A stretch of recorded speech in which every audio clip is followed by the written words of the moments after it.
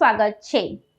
31મી ડિસેમ્બરની ઉજવણીને લઈ થરાદ પોલીસે સરહદી વિસ્તારમાં કડક સુરક્ષા અને ચેકિંગ હાથ ધરી।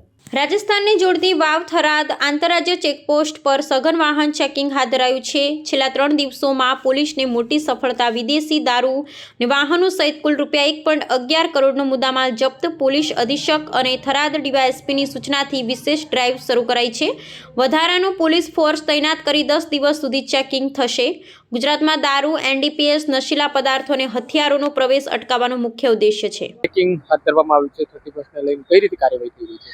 થરાદ પોલીસના વિસ્તારમાં જે વાત્રાવ ચેકપોસ્ટ છે, કાયમી ચેકપોસ્ટ છે, તે આંતરરાજ્ય ચેકપોસ્ટ છે।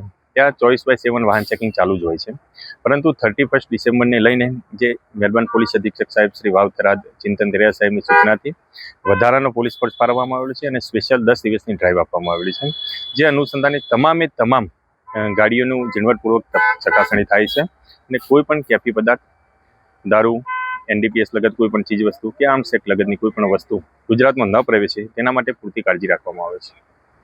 પોલીસે હાલ સુધી કેવી કાર્યવાહી કરી છે?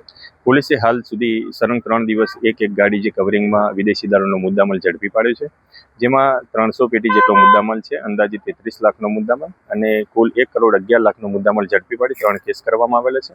5 આરોપીની અટકાયત કરવામાં આવેલી છે।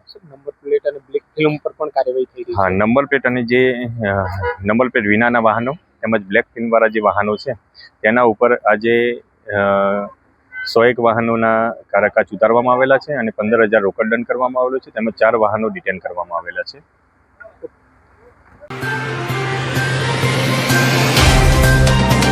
तो व्हाट्सएप, ट्विटर, फेसबुक, इंस्टा जहाँ भी आपका अकाउंट है, इसे शेयर बटन के द्वारा वहाँ पर शेयर करें।